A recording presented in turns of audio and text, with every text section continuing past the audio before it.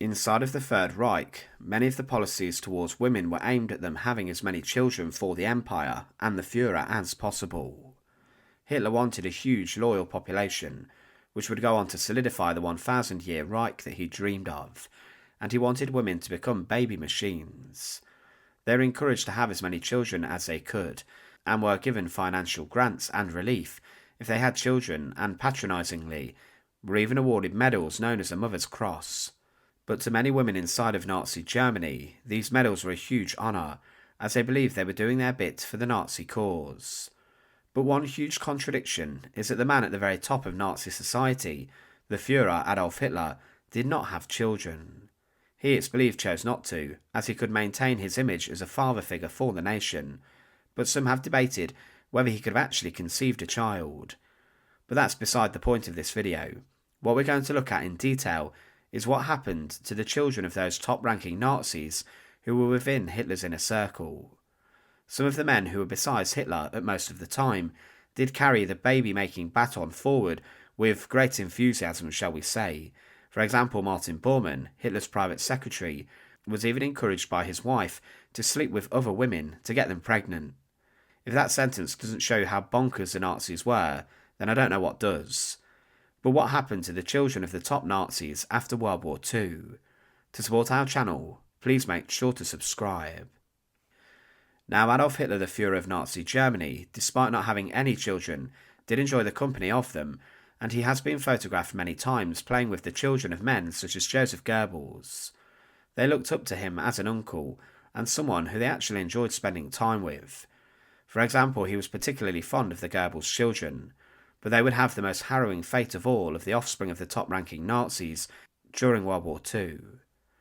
Joseph Goebbels, Hitler's propaganda chief, and his wife Magda, who was actually one of the closest friends of the Führer, had 5 daughters and a son throughout their marriage. The children were born between 1932 and 1940, and they were Helga, Hildegard, Helmut, Holdin, Hedwig, and Heydrich. Yes, all of the children were named with a name beginning with the letter H, in tribute to Hitler. Joseph Goebbels wasn't a role model of a father. He regularly had affairs, and also Magda was also known to have taken a lover or two, and there was regularly much arguing in the family home. Magda wanted a divorce, but Hitler wouldn't allow it, and the couple were forced to stay together. Goebbels would in 1939 even use film of his own children to show them as healthy Aryan children in his propaganda, despite the fact he himself was technically disabled. He would use his own children to justify the slaughterous policies of the Nazis against those who were considered disabled. The children regularly appeared in newsreels, and they were shown to millions across the Reich each week. Hitler would regularly take Edda Göring to sit on his own lap, and he did like her a great deal. Helmut the son was described by his father as a clown, but he was just a young boy who loved to play. But the fate that these children met and encountered was disturbing. In the final days of the Second World War, the Goebbels family took up residence inside the upper part of the Führer bunker within Berlin with Hitler, and this specifically was known as the Vorbunker. The children brought some relief and delight to those inside the bunker, as the sound of Soviet artillery shells smashed down onto the capital of the Reich. Following Hitler's death, Magda Goebbels had made a decision, along with her husband, to kill their children. She believed that they could not live in a world without Hitler, and she was concerned that they would grow up hearing that their father was one of the worst war criminals, and she thought the children would suffer if they fell into Soviet hands. She denied numerous attempts, even weeks before the situation got dire, to smuggle them out of Berlin and to safety, and she continued to ignore this. It's believed for some time that Magda knew she was going to have her children killed. She arranged for SS dentist Helmut Kunz to inject her 6 children with morphine, and then when they were unconscious, ampules of cyanide were crushed into their mouths, killing them. The cyanide was administered by Magda herself and SS officer Ludwig Stumpfegger, Hitler's own doctor.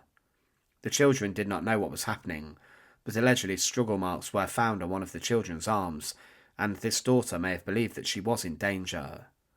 The bodies of the Goebbels children were later discovered by Soviet troops, and the charred bodies of their parents were discovered in the Reich Chancery garden above.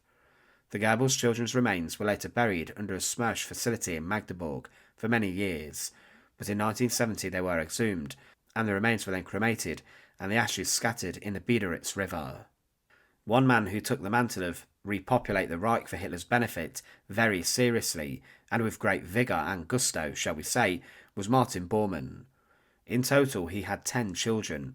Well, children are known about, as it's believed that he did father many more illegitimately. Hitler's personal secretary was known as a brown eminence, and he was a very dangerous man who lurked in the shadows. He was married to a woman named Gerda Busch. Together the pair had 10 children, as mentioned, a boy named Martin, daughters named Ilsa and Irmgard, a son named Rudolf and Heydrich, Eva, Garda, Fritz and Volker. They also had another girl named Erengard, who died shortly after birth. Martin, the oldest Bormann's son, would later become a Catholic priest. But Martin Bormann's whereabouts at the end of the conflict is subject to much debate and controversy. However, his children, after Germany surrendered, were taken to Italy.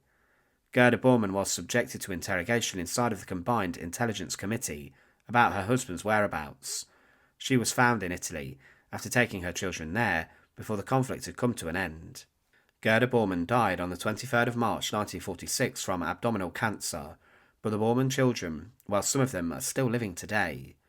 The oldest, Martin, named after his father, died in 2013 in somewhat of disgrace, as accusations were levelled against him whilst he served as a priest. Ilsa Bormann died in 1958, but some of the younger children, it's believed, still live and are in their 80s today. Gudrun Himmler was the daughter of Heinrich Himmler, the head of the SS, and his wife Margareta. She was born in Munich in 1929, and she was the only legitimate child of Himmler, as he did have other children with his mistress, Hedwig Potast. Himmler adored his daughter, and he regularly visited her even when he was the most busiest, and he spoke to her on the phone while he was away, and wrote her a weekly letter. He nicknamed her Puppy, but shockingly she even accompanied her father to work one day, and was photographed visiting Dachau concentration camp with her father, a site where over 30,000 people died. Her uncle Adolf also gave her a doll and chocolates every New Year. However, at the end of the Second World War, her father, who is regarded as a man who had the blood of at least 6 million people on his hands, died inside of British captivity, consuming cyanide. At the end of the conflict, Gudrun and her mother were arrested in northern Italy and were held in different camps in Italy, Germany and also France. They testified at the Nuremberg trials and were released in November 1946. She said this was the most difficult period of her life, and she felt responsible for her father's actions and crimes. But Gudrun Himmler never condemned the Nazis, and she tried to justify her father's actions and crimes. She later married a far-right propagandist and became involved with a group known as Stille Hilfe, an organisation set up to help former members of the SS often live whilst they were very much wanted men. She helped war criminals such as Klaus Barbie and Martin Sommer remain in the shadows, and she also strangely sponsored a Protestant old people's home near to Munich, presumably full with former Nazis or members of the SS who were hiding out. She was an outspoken member of Stille Hilfe and almost acted as their spokesperson, attending many meetings.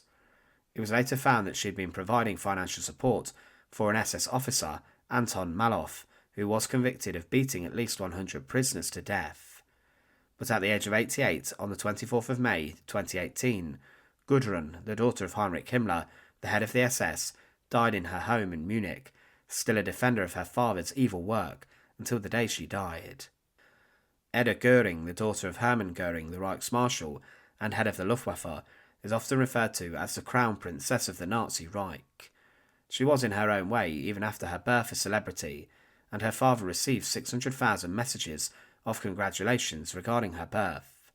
Edda as a child grew up incredibly wealthy, and she was given many historical works of art as a gift. Her father Hermann Göring spent a lot of time with her, and he loved her a lot, and it was clear to see that Edda Göring was spoiled with all the riches of the Reich. She was given huge palaces to play in, but at the end of the war, she was, along with her mother Emmy, imprisoned inside of Camp Ashcan in Luxembourg as a potential war criminal. Her father was imprisoned and brought to the Nuremberg trials, and when he was sentenced to death, his daughter said to him that she hoped to meet her daddy in heaven.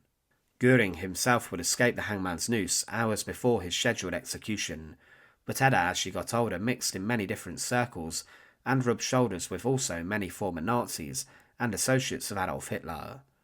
Her father was one of the worst art thieves in history, looting and plundering wherever the Nazis went, and Edda said of her father that, "I loved him very much, and it was obvious how much he loved me. My only memories of him are such loving ones. I cannot see him any other way. I actually expect that mostly everyone has a favourable opinion of my father, except maybe in America. He was a good father to me." She managed to obtain some works of art which had been taken, and she managed to prove that they were gifted to her, and she also kept some incredibly expensive jewellery this way. Edda Göring died in December 2018 at the age of 80, and she is buried in an unmarked location within the Waldfriedhof in Munich, the same cemetery as her mother. He was known as a butcher of Prague for good reason, and Reinhard Heydrich was even referred to by Hitler as the man with the iron heart. He was a ruthless and brutal man, and his wife Lena had years before first convinced him to search for work within the Nazi party. To begin with, they had two sons named Klaus and Heider, but as Heydrich spent more time away from home, his marriage became strained and almost resulted in divorce. They reconciled and had another child, a daughter named Silke. The family lived in castles and Czech lands, the very places where Heydrich terrorised and had people executed. But he was assassinated in 1942, and a fourth Heydrich child was born after his death. But in October 1943, Heydrich's oldest son Klaus was involved in an accident outside his home, being hit by a truck, and was instantly killed. It's believed that the children of Heydrich may still be alive today. Heider was interviewed in 2011, and he even agreed that it was a good idea that his father was assassinated. The Deputy Führer Rudolf Hess's downfall was one of the strangest in history, as he took a flight to Scotland, believing he was on a peace crusade for the Hitler with the British. This led to him becoming a prisoner of war for the rest of the conflict, but Hess was married to Ilse Hess, and they had one child, a son named Wolf. He was named after Hitler's nickname. After his father's flight, he lived with his mother, but after the war his mother was arrested by the Allies. Wolf Hess, later following his father's death within Spandau prison, decades after the war, claimed that the British had murdered his father and covered it up to prevent Hess gaining parole. He even wrote 3 books about his father too, but at the age of 63, Wolf Hess died from a stroke. The children of the highest-ranking Nazis had very varying fates at the end of the Second World War. Some continued to profit and live a relatively comfortable life because of their father's legacies, and some may still be alive today. Thanks for watching. To support our channel, please make sure to subscribe, and once again, thank you so much for watching.